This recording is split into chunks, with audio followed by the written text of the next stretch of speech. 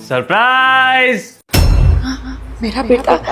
Mummy, Arjita, अरे कहाँ गए दोनों यार? मैं इतने दिनों बाद आया हूँ बॉर्डर से।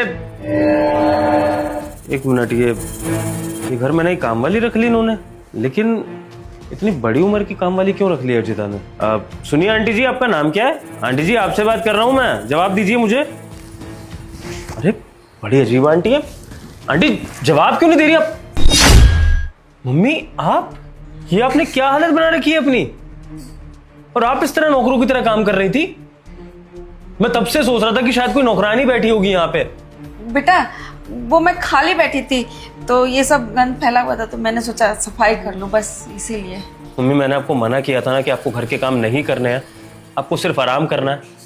सारी जिंदगी हो गई आपको काम करते हुए। अरे आपके घुटनों में प्रॉब्लम है, डॉक्टर ने मना किया है आपको चलने फिरने को भी ज्यादा, और आप घर के काम कर रही हो। जब आपका बेटा है, आपकी बहू है, तो फिर आपको क्यों काम करने हैं, क्यों दुख उठाने हैं ऐसे? बेटा बहू तो सारा दिन काम करती रहती है, सोचा थोड़ा काम कर लूंगी तो एक्सरसाइज हो जाएगी, बस इसीलिए पोछा लगा रही थी। सच सच बताना मम्मी, ये घर के काम आपसे जबरदस्ती करवाए जा रहे हैं ना? नहीं बेटा, कौन करवाएगा जबरदस्ती, और मैं अपनी खुशी से कर रही थी।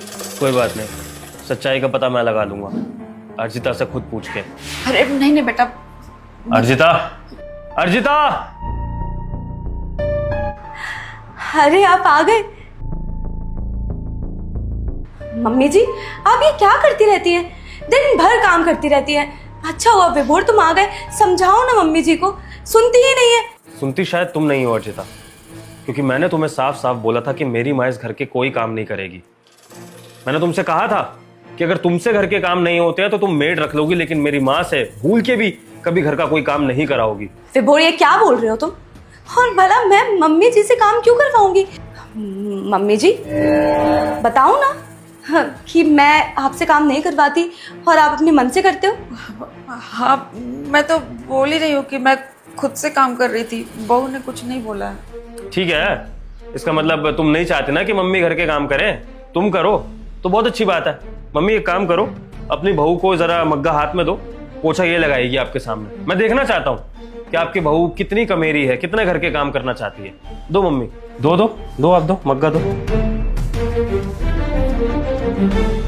उसके हाथ में दो।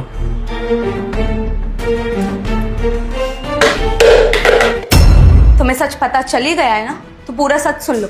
तुम तो चले जाते हो देश की सेवा करने बॉर्डर पर, और मेरे सिर पे छोड़ दिया है ये बूढ़ी औरत को। अरे तुमने क्या सोचा मैं दिन भर इसकी सेवा पानी करती रहूंगी क्या? मेरी खुद की लाइफ नहीं है क्या?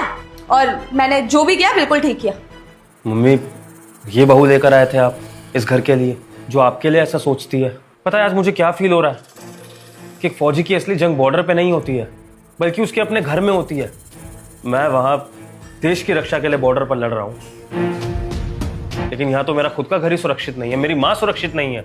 ऐसी पत्नी होने से अच्छा तो मैं सारी जिंदगी कुंवारा रह लेता। मम्मी ठीक है अर्जिता, तुम्हें मेरी माँ से दिक्कत है ना, तुम्हें इस घर से दिक्कत है, तो फिर तुम्हें यहाँ रहने में भी दिक्कत होनी चाहिए। तो जाओ, तुम आजाद हो मेरी तरफ से, चली जाओ उस घर को छोड़ के। नहीं मम्मी, अब मैं इसके लिए और कुछ नहीं सुनूंगा। जो उसने हरकत करी है ना, इसके बाद ये तो उस घर में नहीं रहेगी, मेरे सामने तो नहीं रहेगी। निकल जाओ उस घर से बाहर। विभोर पर मैं, मुझे तुमसे और कुछ नहीं सुनना है। तुम्हें जो बदतमीजी दिखानी है ना, बाहर जाके दिखाओ। निकलो यहाँ से।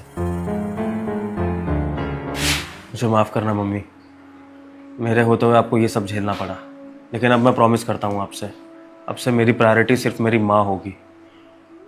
और अगर मेरी माँ का ख्याल रखने के लिए मुझे अपनी देश की सेवा भी छोड़नी पड़े ना, तो मैं वो भी छोड़ दूंगा, क्योंकि मेरी माँ की वजह से ही तो मैं सब कुछ बन पाया हूँ ना। दोस्तों, अगर आपका जीवन साथी आपके माँ बाप की इज्जत ना करे, तो क्या ऐसे जीवन साथी के साथ आप रहना चाहेंगे? अगर आपको हमारी वीडियोस अच्छी लगती हैं तो हमारी वीडियोस को स्टार देना ना भूलें, क्योंकि आपका दिया हुआ हर एक स्टार हमारी वीडियो के लिए बहुत कीमती है। धन्यवाद।